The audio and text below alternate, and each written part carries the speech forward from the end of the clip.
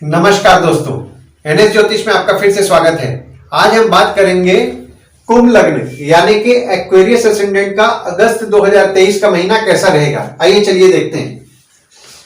इस भाव को लग्न भाव कहते हैं। इस भाव पे अगर 11 नंबर लिखा हुआ है तो ये कुंभ लग्न वाले जातकों की पत्रिका है। आइए चलिए देखते हैं कौन कौन से ग्रह शुरुआती तौर पे आपके किस किस स्थान पे हैं। तो यहाँ पे वक्री शनि आपके लग्न पे बैठे हुए हैं, गुरु राहु आपके तीसरे भाव में बैठे हुए हैं, सूर्य आपके छठवें भाव में बैठे हुए हैं, शुक्र मंगल और बुध आपके सातवें भाव में बैठे हुए हैं, केतु आपके नवम भाव में बैठे हुए हैं और चंद्रमा आपके 12वें भाव में बैठे हुए हैं। गोचर की अगर हम बात करें तो देखिए शुक्र का गोचर हो रहा है 7 अगस्त को। 7 अगस्त को शुक्र वक्री होकर के आपके सप्तम भाव से षष्टम भाव में, मतलब 7वें भाव से 6वें भाव में जा रहे हैं। वहीं सूर्य की अगर हम बात करें तो सूर्य 17 अगस्त को आपके 6वें भाव से 7वें भाव में गोचर करेंगे। मंगल का गोचर 18 अगस्त को आपके सप्तम भाव से अष्टम भाव में होगा। बुध 24 अगस्त को आपके 7वें भाव में ही वक्री हो जाएंगे। देखिए यहां पे आपके समझने के लिए मैंने यहां दृष्टियों के लिए कुछ मार्किंग किया हुआ है। तो शनि की दृष्टि के लिए मैंने यहाँ पे स्टार मार्किंग किया है, गुरु की दृष्टि के लिए मैंने डॉट मार्किंग किया है और मंगल की दृष्टि के लिए हैश मार्किंग किया हुआ है। शनि आपके लग्न पे बैठ करके 1 2 3 तीसरी दृष्टि आपके तीसरे भाव में दे रहे हैं, 4 5 6 7 सातवीं दृष्टि आपके सप्तम भाव में दे रहे हैं और 8 9 10 10वीं दृष्टि आपके दशम भाव में दे रहे हैं।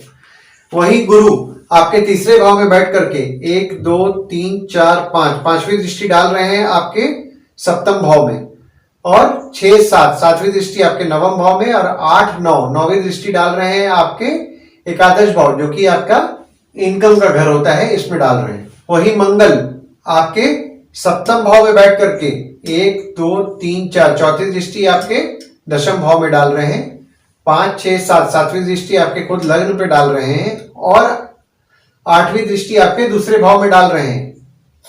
जब मंगल का गोचर आपके 18 अगस्त को हो जाएगा तो यहाँ पे देखिए एक एक घर बढ़ जाता है। तो चौथी दृष्टि आपके 11वें भाव पे पड़ रही है, 7वीं दृष्टि पड़ रही है आपके दूसरे भाव पे और 8वीं दृष्टि पड़ रही है आपके तीसरे भाव पे।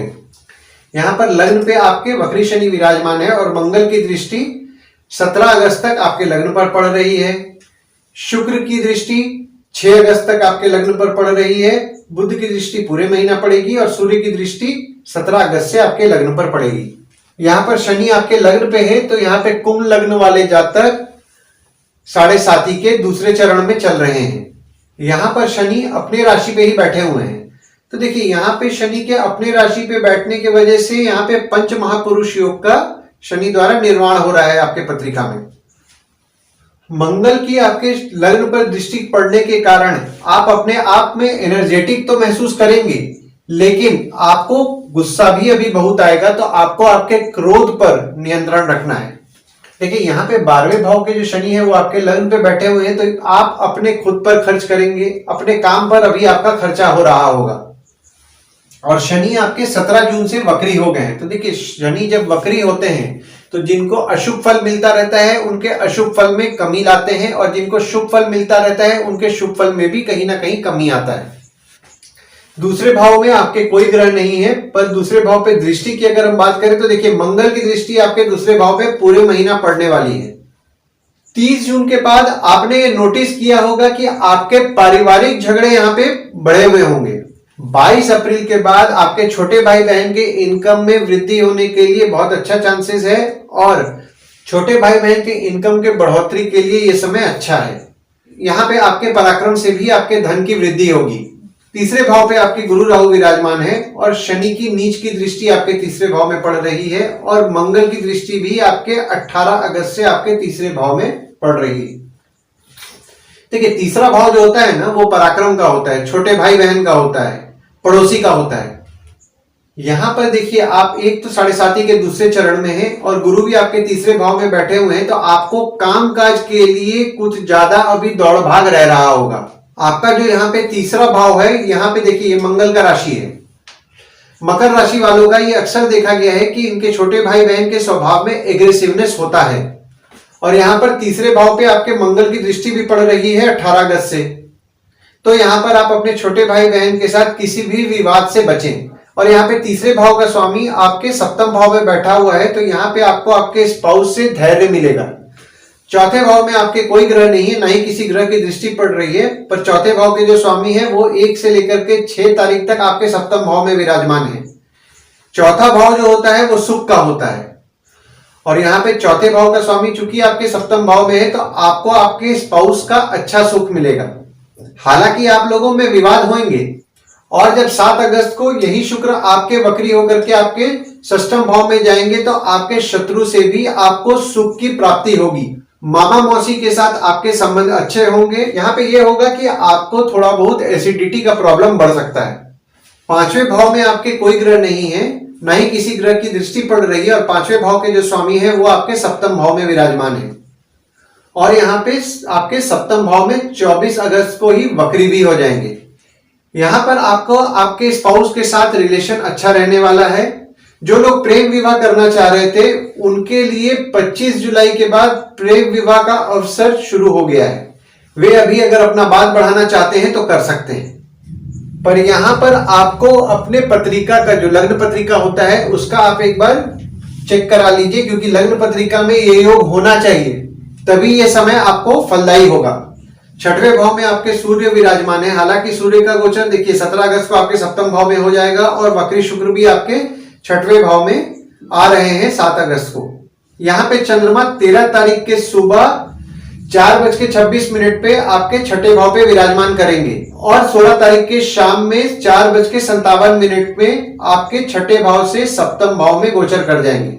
यहाँ पे पत्रिका में लगभग 2.5 दिन का विपरीत राजयोग का निर्माण हो रहा है। आप नोटिस किए होंगे कि जब सूर्य आपके 6वें भाव पे आए हैं 17 जुलाई को, उसके बाद फिर आपके शत्रुओं का नाश हो रहा होगा, और जो आपका स्पाउस है वो भी आपका पूरा मदद कर रहा होगा आपके शत्रुओं को नाश करने में। और 17 जुलाई से 16 अगस्त तक आपको सूर्य संबंधी बीमारियां होने की संभावनाएं रहेंगी। यहां पर आपके बॉडी के अंदर पानी से रिलेटेड समस्याएं होंगी। और जब सप्तम भाव में सूर्य का गोचर होगा, तो यहाँ पे देखिए सूर्य अपने राशि में ही प्रवेश कर रहे हैं, और बुध के साथ युति जब इन सूर्य की हो रही है, तो यहाँ पे बुध आदित्य योग का भी आपके सप्तम भाव में निर्माण हो रहा है। यहाँ पे मंगल जब तक आपके 7th हाउस में है ना, जो कि 17 अगस्त तक है, तब तक आपके स्पाउस के नेचर में भी एग्रेसिवनेस आपको देखने मिल रहा होगा, जिसके कारण थोड़ा बहुत विवाद हो रहा होगा स्पाउस के साथ।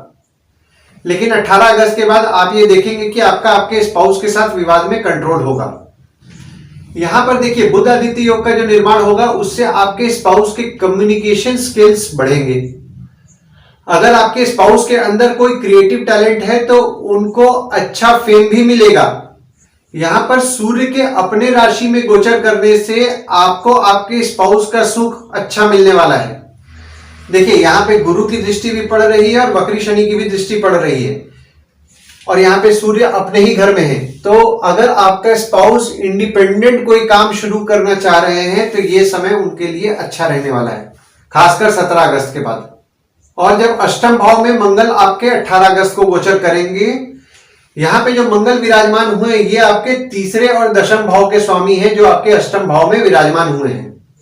यहाँ पर आपको आपके छोटे भाई बहन और आपके पिता के स्वास्थ्य का विशेष तौर पर ध्यान देना है, उनका तबियत बिगड़ सकता है।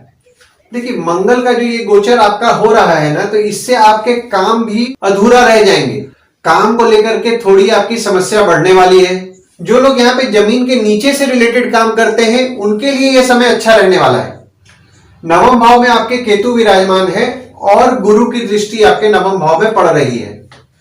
देखिए यहाँ पे जो आपको 17 जून के पहले जो आपका लक फैक्टर जो कम साथ दे रहा था, वो 17 जून के बाद जब से शनि वक्री हुए हैं तो आपका नसीब आपका साथ ज्यादा दे रहा होगा, क्योंकि गुरु अपना यहाँ पे जो फल दे रहे हैं वो आपका पूरा फल दे पा रहे हैं, या फिर ज्यादा फल आपको दे पा रहे हैं। और यहाँ पर आप 22 अप्रैल के बाद कोई मंदिर की यात्रा भी किए होंगे और आगे भी करते रहेंगे। दशम भाव में आपके कोई ग्रह नहीं है, पर दृष्टि की अगर हम बात करें तो देखिए वक्री शनि की दृष्टि आपकी पड़ रही है दशम भाव में, और मंगल के घर में ही मंगल की दृष्टि आपके दशम भाव में पड़ रही है। और जो दशम भाव के स्वामी है वो आपके सप्तम भाव में बैठे हुए हैं 1 से 17 अगस्त तक। यहाँ पे 17 अगस्त तक अगर आप अपने स्पाउस या फिर पार्टनर के साथ आपका काम चल रहा है तो आपको यहाँ पे निश्चित रूप से अभी लाभ होगा। इनफैक्ट अच्छा लाभ होगा।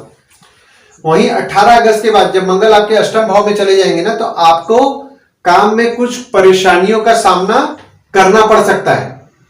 यहां पर आपके पिता का स्वास्थ्य भी बिगड़ेगा और आपको आपके पिता के स्वास्थ्य का विशेष तौर पर ध्यान देना है।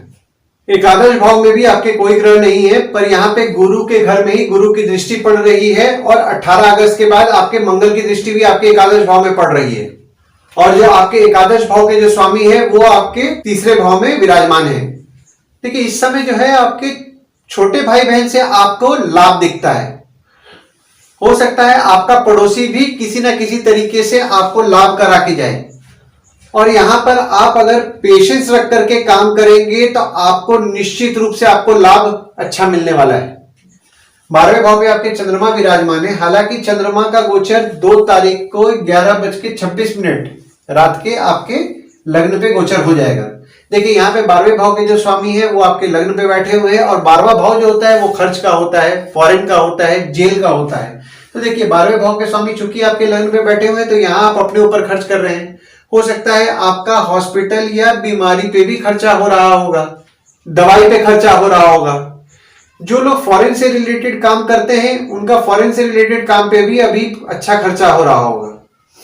आइए हम लोग गुड डेट्स और बैड डेट्स के बारे में जान लेते हैं। तो गुड डेट्स में आपको कोई अगर आप नया काम करना शुरू कर रहे हैं तो कर सकते हैं। अगर आप जॉब चेंज करने का सोच रहे हैं या ऑफर आपको मिला हुआ है तो आप इस डेट को कंसीडर कर सकते हैं। कोई नई कंपनी के साथ अगर आपका एग्रीमेंट होने वाला है तो भी आप इस डेट को कंसीडर करें, आपके लिए लाभदायी रहेगा। कहीं बाहर जाने का प्लान कर रहे हैं तो भी आप इस डेट को कंसीडर करें। अगर कोई नया सामान खरीद रहे हैं तो भी ये डेट आपके लिए अच्छा रहने वाला है। डेट्स है आपके 7 से 11 तारीख, 17 तारीख, 22 से 25 तारीख। वहीं बैड डेट्स को अगर आप कोई जॉब चेंज कर रहे हैं तो आप इस डेट को ना करें। कोई कंपनी के साथ एग्रीमेंट हो रहा है तो इस डेट को अवॉइड करें। कहीं बाहर ट्रैवल करने वाले तो अवॉइड करें। कोई नया सामान खरीद रहे हैं तो इस डेट को आप अवॉइड करें। तो वो डेट्स हो जाते हैं आपके लिए 1 और 2 तारीख, 5 और 6 तारीख, 18 से 20 तारीख, 28 और 29 तारीख। इस डेट्स को आप कहीं कैलेंडर में मार्क करके रख लीजिए ताकि आपको ध्यान में रहे। देखिए उपाय में आपकी शनि की 7.5 चल रही है। हालांकि आप शनि की 7.5 के दूसरे चरण में है, तो यहां पे आपको शनि का जाप नियम पूर्वक करना है। ओम शं शनिश्चराय नमः का जाप करें। कोई एक लास्ट सैटरडे जो गरीब लोग होते हैं उनको तला छना चीज खिलाएं, शनिदेव को तेल चढ़ाएं और मंगलवार के दिन गाय को गुड़ खिलाएं। उससे आपको निश्चित रूप से लाभ होगा। आशा करता हूं इस वीडियो में दी हुई जानकारी आपको पसंद आई होगी। अगर आप हमें YouTube पे देख रहे हैं तो हमारे वीडियो को लाइक करें, चैनल को सब्सक्राइब करें और नोटिफिकेशन बेल जरूर दबाएं। और अगर आप हमें Facebook पे देख रहे हैं तो हमारे Facebook पेज को लाइक करें और फॉलो करें। धन्यवाद दोस्तों, कल फिर मिलेंगे एक नए वीडियो के साथ।